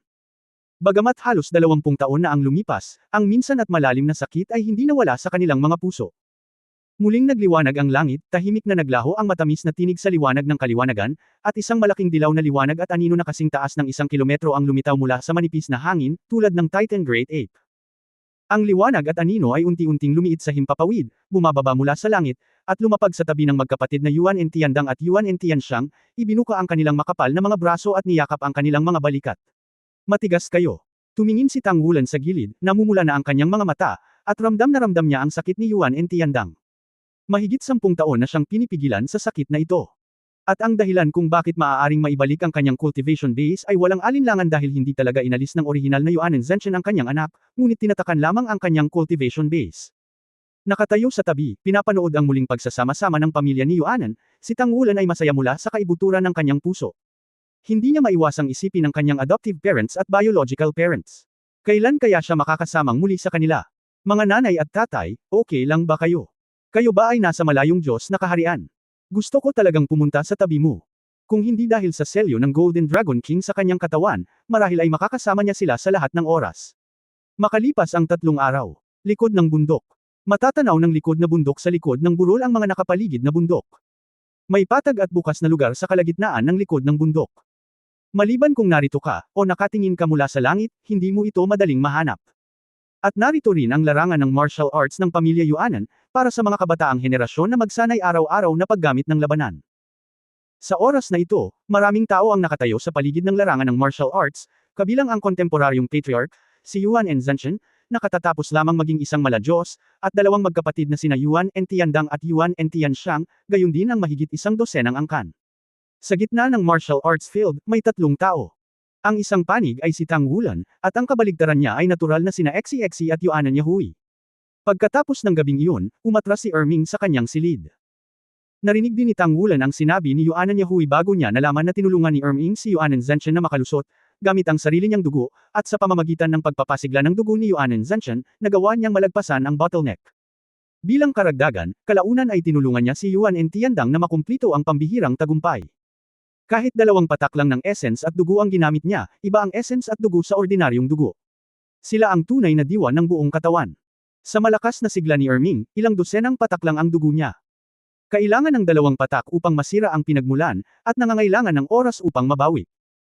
Si Tang Wulan at ang iba ay natural na nanatili doon, sina Yuan Enyahui at Yuan Tiandang ay nagkwento ng kanilang pagmamahal sa kanilang mag-ama, at kinailangan nilang maghintay hanggang matapos ang Erming retreat bago nila malutas ang problema ng fallen angel martial arts spirit ni Yuan Enyahui. Makalipas ang 3 araw, sa wakas ay huminahon ang emosyon. Matapos personal na tiyakin ni Yuan and Zenshin na malulutas ang fallen angel martial spirit problem ni Yuan Enyahui, sa wakas ay nakuha niya ang pag-aproba ng mga tao ng tribo. Si Yuan and Tiandang ay nagsisikap na maunawaan at umangkop sa kanyang lakas pagkatapos ng pambihirang tagumpay sa mga araw na ito, at bumalik siya sa normal na buhay. Sa wakas ay nagkaroon na si Yuan Enyahui ng matingkad na ngiti na dapat taglayin ng isang babae, at si XCXC, na laging nanunood, ay tulala. Hindi nakalimutan ni Tang Wulan ang tungkol sa pakikipag-usap sa kanila, at iminungkahi niya ito ngayon, na lubos na kinilala ni Yuan and Zenshin. Gusto rin niyang makita kung hanggang saan na ang narating ng kanyang apo. At sa talakayang ito, ang pinakakinakabahang tao ay si XCXC, na nasa harap ng lolo, ama, tiyuhin, at pamilya ng kanyang magiging asawa. Kung ito ay hindi maganda, ito ay isang kahihiyan. Paano mag-propose mamaya? Kitang-kita ni Yuan Enyahui na sobrang higpit ng katawan ni XCXC sa tabi niya, at hindi niya napigil ang hawakan, anong ginagawa mo? Sa estado mo lang ngayon, gusto mo pa ring talunin ang kapitan. Relax ka lang, saglit lang. Laro ito, at kahit matalo ka, wala itong ibig sabihin, kailangan mo lang maglaro sa sarili mong level. Huminga ng malalim si XCXC, bumantong hininga, at sinabing, hindi ako kinakabahan. Tumawa si Yuan Enyahui, at ang maganda at maislan na mukha ay biglang nalampasan ng mga bulaklak sa lambak, si XCXC ay napatulala. Gago ka ba? Hininaan niya ang boses niya at may sinabi sa tenga niya. Niyugyug ni XCXC ang kanyang buong katawan, at sinabing may pagtataka sa kanyang mukha, totoo ang sinabi mo. Namula si Yuan Enyahui, kaya mo pa bang magsalita ng mas malakas? Natatakot akong hindi malaman ng buong mundo. Dapat kaya nating manalo, tiyak. Tumalbog si XCXC sa lugar, ngunit ang naunang tensyon ay napawi. Sa halip, ito ay isang walang uliran na pakiramdam ng tagumpay, at maging ang kanyang mga mata ay naging matalas. Si Tang Wulan ay nakatayo sa tapat nila, nararamdaman ang pagbabago ni XCXC, at hindi mapigil ang matawa. Gusto lang niyang maging mas malakas ang kanyang kalaban. Handa na ba kayong lahat? Sigaw ni Yuan and Zenshan sa malalim na boses. Siya, nakakatungtong pa lamang sa maladyos, ang naging referee ng patimpalak na ito, na sapat na upang pabayaan ng magkabilang panig ang kanilang mga kamay at paa. Handa. Unang sumigaw si XCXC. Sabay ding tumanggaw sina Tang Wulan at Yuan Yahui. Simulan. Ikan-away ni Yuan and Zenshan ang kanyang kamay at inihayag na ang Shrek 7 Devil Civil War na ito ay opisyal nang nagsimula. Si XCXC ang unang nagsimula. Siya ay humakbang pasulong sa direksyon ni Tang Wulan, at ang kanyang katawan ay agad na naging transparent. Ito ay hindi ang orihinal na uri ng pagkawala ng sabay-sabay, ngunit ang pakiramdam na nasa pagitan ng paglaho at hindi paglalaho. Si Yuan Yahui ay hindi gumalaw, ngunit bumantong hininga at sumabog mula sa kawalan patungo sa direksyon ni Tang Wulan. Agad na sumikip ang hangin, nakasentro sa Yuan Yahui, na parang isang malaking puyo ng tubig ang lumitaw sa lugar. Ang mas nakakatakot ay ang puyo ng tubig ay biglang nagkontrata papasok, at pagkatapos ay naging dilaw na ilaw at dumiretso sa Tang Wulan upang bambahin. Ito ang kombinasyon ng sariling Yunwu Shenquan at Titan Shenquan ni Yuan Yahui. Sa pamilya, siya ang taong inutusan ni Erming sa mahabang panahon, at si Erming ang kanyang ninuno. Walang mas nakakaalam kaysa kay Erming kung paano gamitin ang kapangyarihan ng Titan Great Ape. Sa makatuwid, ang bilis ng pagpapabuti ng Yuan Yahui sa panahong ito ay masasabing mabilis. Sa sandaling ito, ang suntok na ito ay sumabog, at ito ay maaaring ilarawan bilang maraming panahon, at si Tang Wulan ay nakaramdam pa ng pagkataranta na ang kanyang kinakaharap ay ang tatlong suntok na naranasan niya kay Yuan and Zenshan sa simula. Ang lumiliit na puyo ng tubig ay pinipiga ang lahat ng nakapalibot na espasyo, at hindi yun ang malapot na pag-unawa ay malapit sa solidification. Para itong isang tuwid na channel na nabuo sa pagitan niya, at ang channel na ito ay napuno ng kanyang Cloud Vortex Titan Fist sa susunod na sandali. Ngunit ang figure ni XCXC ay dumating ng mas maaga kaysa sa Yunwu Titan Divine Fist. Ang ilusyon at realidad ay nagpapalitan sa isa't isa, at ang transparent na katawan ay parang isang manipis na piraso ng papel na madaling maputol sa hangin. Naramdaman lamang ni Tang Wulan na ang espasyo sa paligid niya ay nahahati sa dalawang bahagi, ngunit ang kanyang katawan ay nahati sa dalawang bahagi. Walang sakit, ngunit sa gitna nito, nararamdaman na lang niya na mahahati siya sa dalawang hati.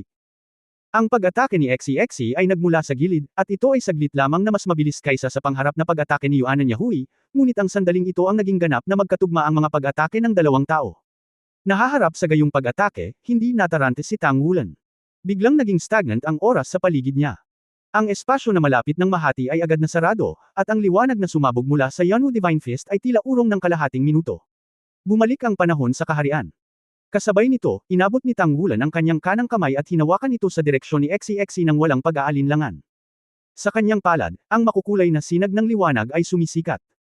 Ipinagbabawal na 10,000 batas, lumabag ang Dragon Emperor. Ito ay isang pinasimpleng bersyon ng Dragon Emperor Break, ngunit tama lang na gamitin ito sa ngayon. Lahat ng spatial fluctuation ay agad na nullipol, at ang kapangyarihan ng oras at espasyo na kinokontrol ni XCXC ay sumugod sa direksyon ng Tang Wulan na parang dagat ng mga ilog.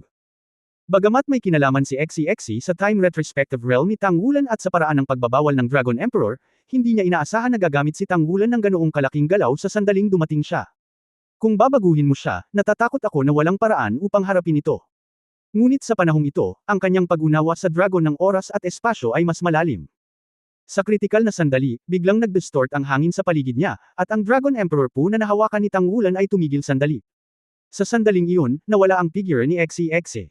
Time travel. Kung ito ay ang buong bersyon ng Dragon Emperor Breakang, tiyak na hindi niya ito magagawa, ngunit ang pinasimpleng bersyon ng Dragon Emperor Breakang ini-hurry ay nagbigay sa kanya ng pagkakataon na samantalahin ito, at kasabay ng kanyang maagang paghahanda, sa wakas ay nakatakas siya sa oras at espasyo. At dahil sa pagkaantala na ito, dumating na ang Front Yun Vortex Titan Divine Fist.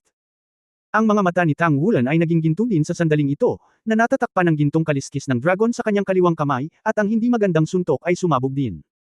Makikita na sa ibabaw ng kamao na kanyang pinasabog ay may isang patong ng longgang na mas makapal pa sa isang talampakan, ngunit kakaiba, nang sabog niya ang suntok na ito, ang longgang ay talagang bumababa.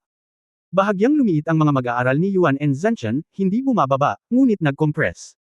Sa paglabas ng kanyang kamao, ang kanyang makapal na longgang ay talagang pumipisil papasok ng isa-isa. Boom! Sa sandaling bumangga ang kamao ni Tang Wulan sa lumilipad na ulap na vortex na Titan Divine Fist, sinabayan ito ng mahina at mahinang tunog na ito. Hindi ito tunog ng banggaan, ngunit mula sa dibdib ni Tang Wulan. Tama, tunog iyon ng pagtibok ng kanyang puso. Ang matinding dagandong ay yumanig sa mga manunood, at sa sandaling iyon, ang bloodline ay sumabog. Boom! Isang nakakatakot na alon ng hangin ang sumabog sa isang iglap, at isang golden light film ang lumitaw sa loob ng 10-10 metro ang diametro sa paligid ng tanghulan, habang ang sumabog na yun Vortex Titan Divine Fist ay nagpakita ng brown-yellow light na gumuho. Tumayo si Tanghulan sa pwesto, ngunit nagbago ang ekspresyon ni Yuan and Yahui sa di kalayuan. Umatras siya ng 3 hakbang, nag-iwan ng malalalim na marka sa lupa gamit ang kanyang mga paa, at medyo namutla ang kanyang mukha. Si Tanghulan ay labis na nagdusa mula sa Titan God Fist ni Erming at Yuanen Zenshin. Natuto siya mula sa sakit, at natural na tumugon sa pagsasaayos at kontrol ng kanyang sariling lakas. Ang suntok na ito, na tinawag niyang Golden Dragon Stack Explosion, ay hindi umabot sa antas ng ipinagbabawal na pamamaraan ng Dragon Emperor, ngunit ang puwersang nabuo ng malakas na kontrol ng compression ng Dragon Gang sa pamamagitan ng mental power, at pagkatapos ay sumabog ang bloodline alinsunod sa likas na lihim na pamamaraan ng Ontology Sect. Sobrang nakakatakot. Kabilang sa mga ito ang pagdurog na katangian ng mga kuko ng gintong dragon upang mapahina ito. Sa pagbuo ng Two-Style Dragon Emperor Forbidden Method, ngayon ay bumilis ang kanyang pagbubuod at pagpino sa kanyang iba't ibang kakayahan. Sa parehong oras na sina Tanghulan at Yuanen Yahui ay nagbanggaan at sumabog, siya ay nakaramdam lamang ng sipon sa likod ng kanyang leeg. Hindi ko alam kung kailan, nagpakita na si XCXC sa likod niya, at pinunasan ng dagger ng gintong liwanag ang likod ng kanyang leeg. Tamang-tama ang timing, at ang pinakamahalagang bagay ay nasa ilalim ng kakilakilabot na banggaan, nagawa niyang maglakbay sa kalawakan at makarating sa likod ni Tanghulan, na napakahirap. Ang banggaan ng antas na iyon ay sapat na upang basagin ang espasyo, at ang espasyo ay magiging lubhang hindi matatag. Gaano kadaling mag-shuttle? Ang makapal na kaliskis ng gintong dragon ay lumitaw sa likod ng leeg na may salamin na kinang. Kasabay nito, hindi ibinaling ni Tanghulan ang kanyang ulo. Ang kanang kamay na naunang humawak sa simpleng bersyon ng ipinagbabawal na pamamaraan ng Dragon Emperor ay umiwas gamit ang 5 mabalasak na Golden Light Blades. Sa isang maliit na lugar, isang kakilakilabot na talim ng kamatayan ang magkakaugnay, at ito ay ang gintong dragon na Nirvana. Isa itong terror attack mula sa kanang metacarpal bow ng Dark Golden Deinonychus Bear. Matalas at walang cap-oras. Sa oras na ito, ipinakita ni XCXC ang kanyang tunay na lakas, at natapos niya ang 5 beses ng ilusyon at totoong mga talakayan sa isang iglap. Dumadaan ito sa walang kapantay na matalas na Nirvana Claw, na parabang puputulan ito sa kalahati anumang oras, ngunit hindi siya matamaan ng Golden Dragon Nirvana Claw. Ang light blade ay dumaan, at ang magaan na sundang ng dragon ay sa wakas ay iginuhit sa likod ng leeg ni Tanghulan. Tumunog ang malupit na tunog ng gasgas, at lumitaw ang isang kakaibang eksena. Ang mga gininto ang kaliski sa likod ng leeg ni Tanghulan ay biglang tumayo, pagkatapos ay sumuray-suray at naging mas malaki, na pilit na ikinandado at kinuha ang magaan na sundang ng dragon. Kasabay nito, ang kanyang katawan ay nakasandal, at ang dragon na baril ay bumubulusok sa kanyang likuran, na parabang ginagamit ang kanyang katawan bilang nguso, siya ay naglabas ng isang bala ng baril ng dragon pabalik. Napakunot ang mukha ni XCXC, pinindot ang kaliwang kamay, at sa parehong oras ay naging ilusyon muli ang figure, isang liwanag at anino ang bumunot, at ang figure ay nakatapos ng 3 shuttle na parang kidlat. Kahit si Yuan and Zenshin ay hindi malinaw na makita kung paano niya ito ginawa. Ito ay halos isang sandali ng pagsisikap. Pumunta siya mula sa likod ni Tanghulan papunta sa kanyang gilid, iniiwasan ang marahas na bukol, at ang kanyang mga kamay ang Light Dragon Dagger at Shadow Dragon Dagger ay nag-intertwine sa isang layer ng fine light nets, na naputol sa Golden Dragon Scales ni Tanghulan, na nagdulot ng mga gasgas. Ang bilis naman. Ito ay hindi lamang na ang mata ay hindi maaaring makipagsabayan, ngunit kahit na ang paghuhusga ng kapangyarihan ng pag-iisip ay hindi makakasabay sa bilis. Paulipat-lipat sa pagitan ng realidad at ilusyon, kasama ng mabilis na paggalaw sa isang maliit na lugar, si XCXC sa oras na ito, parang bagyo. Ang densidad ng kanyang pag-atake ay talagang napakahusay, at ang kailangan niyang gawin ay suluhin si Tanghulan at hindi siya bigyan ng pagkakataong bigyan ito ng buong laro. Tahimik ding commandant si Yuan and Yahui sa gilid ni Tanghulan sa oras na ito, at ang 4 na jet black na pakpak ay kumalat sa likuran niya, na naging isang pambihirang demonstrasyon ng Fallen Angel Transformation. Ang lilang at itim na apoy ay tumaas, na tumama sa kabilang panig ng Tanghulan gamit ang napakabilis na espada. Ang katawan ni Tanghulan ay hindi sumabog, at lumalaban sa pag-atake ni XCXC, si Yuan and Yahui sa kabilang panig ay sumugod sa kanya. Hindi naman siya nagpanik. Tinadyakan niya ang kanang paa sa lupa.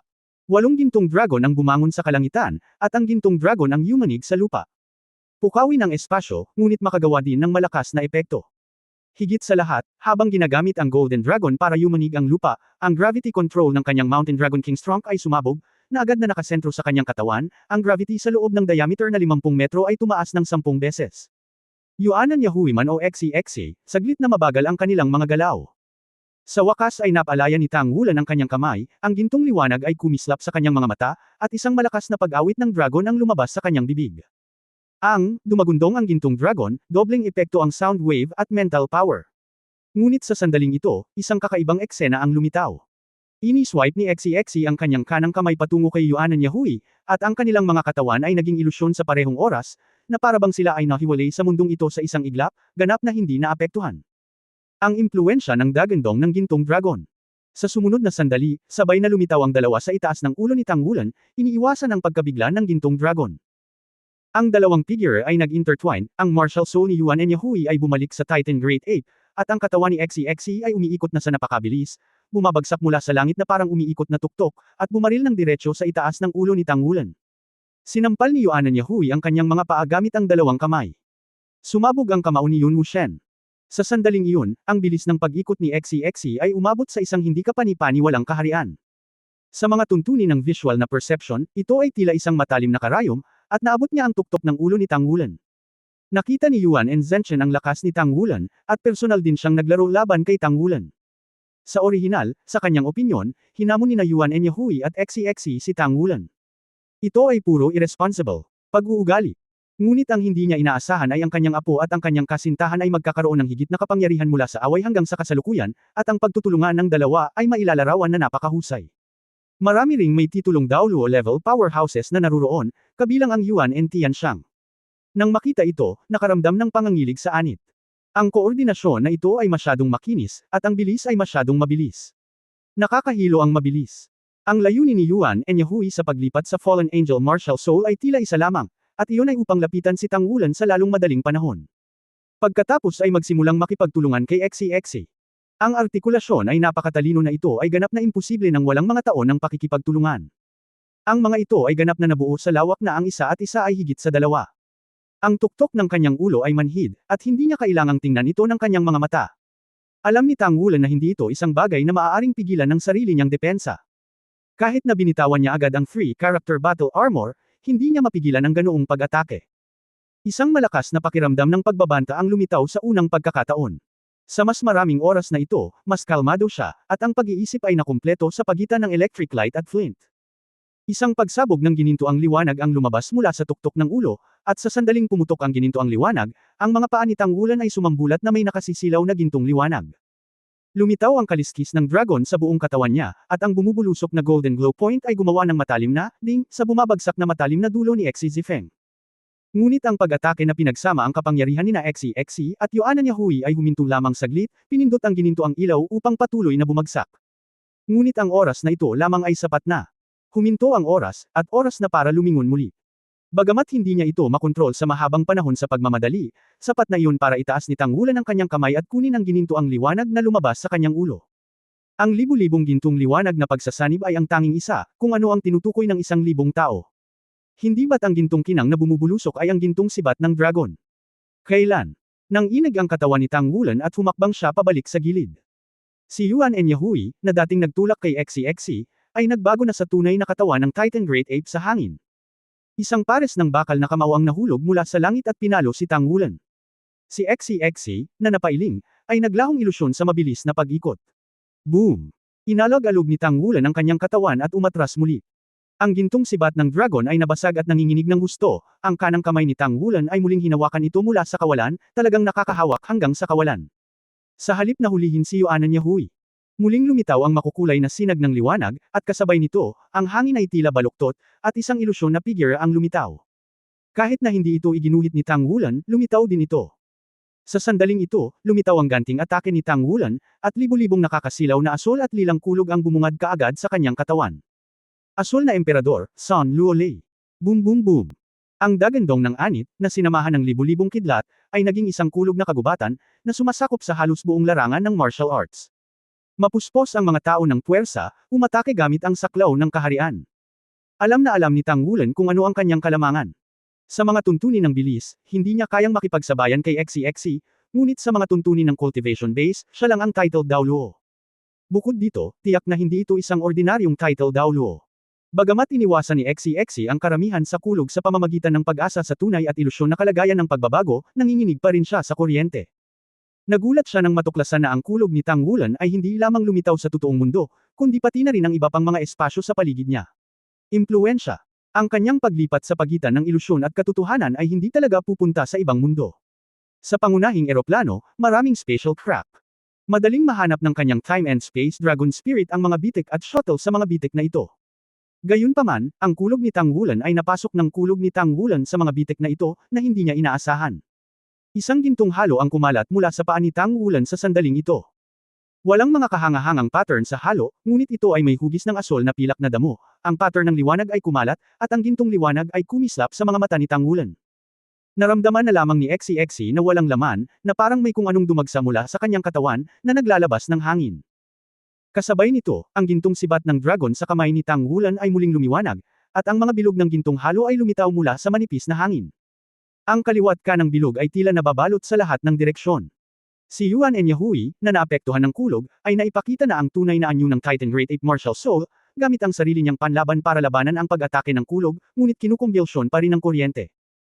Sa sandaling ito, ang mga gintong halos ay lumutang pababa, at ang payat at hindi kapansin-pansing mga halos ay bumagsak sa kanya, naramdaman lamang ni Yuan Enyahui na parang pati ang kanyang kaluluwa ay naging solido, hindi makagalaw. Sa isang kislap ng liwanag, isang madilim na kulay ube na dekuryenteng ilaw ang bumulaga ng paalang, humahampas sa kawalan, tanging isang sigaw ang narinig, ang buong katawan ni XCXC ay kumikislap sa madilim na lilang kulog at kidlat. Ngunit ang naunang figure ay nabasag, hinablot ni Tang Wulan ang kanyang kanang kamay sa haka-haka, at ang pitong kidlat ay naging makulay na sinag ng liwanag na agad na bumalot sa kanya, binalot siya. Sa katunayan, hindi na makatiis si XCXC, nanginginig, bumubula ang bibig. Ganito ang kapalaran ng mabunot sa harapan ng letigo ni Thor, lalo na noong natanggalan siya ng light element sa Sky Dragon noong mga oras na iyon. Gamit ang kanang kamay, dinala niya si Yuan Enyahui, na natatakpan ng gintong halo at hindi makagalaw, sa kanyang tagiliran. Ang gintong sibat ng dragon ay naging gintong liwanag at dinala sa gitna ng kanyang mga kilay, at natapos ang talakayan. Iba ang ekspresyon ng mga taong nakatayo at nanunood ng labanan, pero at least nagulat silang lahat. Walang duda na sa simula, nagulat sila sa performance ni Yuan Enyahui at XCXC. Tahimik na nagtulungan ng dalawa at makapangyarihan. Napakaganda ng pagtutulungan ng isa't isa, at ang lakas ay medyo malakas, at lahat sila ay nasa antas na hindi mababa sa ordinaryong titulo Daoluo. Tila talagang pinigilan si Tang Wulan. Pero bakit sa huli talo ka? Tila ang pagkawala ay hindi maipaliwanag, na parang walang ginawa si Tang Wulan. Sumiklab lang ito at agad na ginawang tagumpay ang pagkatalo. Tanging si Yuan and Zhenchen, na may pinakamatibay na cultivation base, ang maaaring makakita ng pangunahing issue. Sumara ang gintong halo, medyo pangit ang mukha ni Yuan Enyahui, Captain, ano ito? Bakit hindi ako makagalaw? Sinubukan ko ang lahat para makawala. 5 segundo, 5 buong segundo ng oras. Mula sa oras na binalot siya ng gintong halo, hanggang sa wakas ay binuhat siya ni Tang Wulan, umabot ito ng 5 segundo. Sa cultivation base ni Tang Wulan, sapat na para patayin siya ng 12-dosenang beses sa loob ng 5 segundo. Noon pa man ay alam na ni Yuan Enyahui na ang kanyang cultivation ay hindi kasing husay ng Tang Wulan, ngunit hindi niya akalain na magiging ganito kalaki ang pagkakaiba. Tinanong niya ang kanyang sarili na siya ay ganap na namumulaklak, ngunit ang Blue Emperor Senador Luo Lei Prison ng Tang Wulan ay sumiklab bilang ang unang kontrol, at pagkatapos ay nakakonekta sa gintong halo, wala siyang magagawa, maaari lamang siyang kontrolin ng puwersa. Pagkatapos lamang ng pakikipaglaban sa isa't isa ay maaari naming maunawaan kung gaano kalaki ang agwat sa pagitan ng isa't isa, sa lawak na hindi siya makapaniwala, at ayaw niyang maniwala. Sinabi ni Tang Wulan, ito ang aking pinakamalakas na kasanayan sa pagkontrol. Masasabing hindi ko pa ito ganap na nakontrol ngayon. Ito ay tinatawag na undefinite storm. Oo, ang bilog ng gintong halo ay mula mismo sa mga mahiwagang kasanayan ng isang henerasyon ng Diyos na Haring si Tang San, at walang nakapirming bagyo. Pagkatapos ng napakatagal na paglilinang, kasama ang pag-unawa sa batas, sa wakas ay halos hindi na ito nagamit ni Tang Wulan. Ito ang unang pagkakataon na ginamit niya ang hindi tiyak na bagyo na medyo ganap, at sa cultivation base ni Yuan Enyahui, hindi niya ito maalis. Nag-aatubili na bumangon si XCXC na nanginginig ang buong katawan, pinunasan ang bula sa kanyang bibig, at tumingin kay Tang Wulan na may pagniwi, matanda, boss. Paano mo ito nagawa? Paano mo ako mahahanap? Gayon din, paano ako aatake ng iyong kulog at kidlat sa kabila ng kalawakan? Ito ang batas. Ang kontrol ng batas ng eroplano. Lumapit si Yuan and Zhenchen, nakatingin sa mga mata ni Tang Wulan nang may gulat. Ang huling pagsabog ni Tang Wulan ay tila simple, ngunit sa katunayan, ito ay isang tagumpay na dulot ng isang purong pagsabog ng panuntunan. Mula ng labanan ng mga pag-atake ni Yuan Enyahui at XCXC, pinakilos niya at binabago ang mga batas sa paligid niya. Ang Blue Emperor Sunroll Prison ay pumutok, at ang dahilan kung bakit ito nakapasok sa mga bitik sa nakapalibot na espasyo ay ang tungkulin din ng batas. Ang halo na kumakalat mula sa mga paa ni Tang Wulan ay ang Blue Emperor Golden Light Array ng kanyang kakayahan sa kaluluwa. Kahit na pumasok si Xi Zuan sa mga bitik sa espasyo, ang kanyang sariling mga katangian ng light element ay sapilitang inalis, na lahat ay ginagabayan ng batas. Masasabing si Tang Wulan ay hindi nanalo sa kompetisyong ito sa pamamagitan ng kasanayan, ngunit sa pamamagitan ng kaharian. Ito ay ang kanyang pag-unawa sa batas. Ang kanyang kapangyarihang pangkaisipan ay masyadong malakas, at ginagabayan siya ng kanyang espiritual na kapangyarihan at ang kaliwanagan ng batas. Si Xi at Yuan Yahui ay talagang walang pagkakataon, at kahit ang pinakamalakas nilang pag-atake ay hindi magagamit. Isa na itong qualitative leap. Kung nagawa na nina Xi at Yuan Yahui na makipaglaban sa ordinaryong titulo na Daoluo, halos hindi na kayang makipaglaban ni Tang Wulan sa larangan ng kaligtasan sa harap ng Extreme Daoluo. Pagbubukas ng mata. Tumingin si Yuan Zhenchen kay Tang Wulan, ang kanyang mga mata ay puno ng paghanga, gaano na ba ito katagal? Isang buwan na ba? Ang binatang ito ay sumailalim na sa ganap na muling pagsilang na pagbabago, mas malakas pa kaysa noong 3 suntok ang natamo niya noon. Huwag maliitin ang 3 suntok na ginawa mo sa simula. Parang 3 suntok lang pero head-to-head. Kung ito ay isang tunay na labanan, ang ganitong uri ng head-to-head confrontation ay bihirang mangyari. Nang ang base ng espiritual na paglilinang ay hindi gaanong mahina kaysa sa kalaban, sapat na si Tang Wulan para labanan si Yuan Zhenchen sa isang tiyak na tagal ng panahon. Magalang si Senior. Nakangiting tumanggo si Tang Wulan. Siya ay may pagkakakilanlan bilang Tang Sect Master at si God Pavilion Master ng Shrek Academy, at hindi siya maaaring maging masyadong magalang. Sinabi ni Yuan Zhenchen na may damdamin, kayong mga kabataan ay talagang kamangha-mangha. Si Tiandang ay isang napakahusay na henyo sa simula, ngunit sa iyong edad, mayroon pa ring malaking agwat kumpara sa iyo ngayon. Huwag sabihin ito. Ikaw ito, kahit na si Yehui ay mas mahusay kaysa sa kanyang ama noon. Namula ang mukha ni Yuan Tiandang, tatay. Gatlang gitling. For more videos, please like, share and subscribe.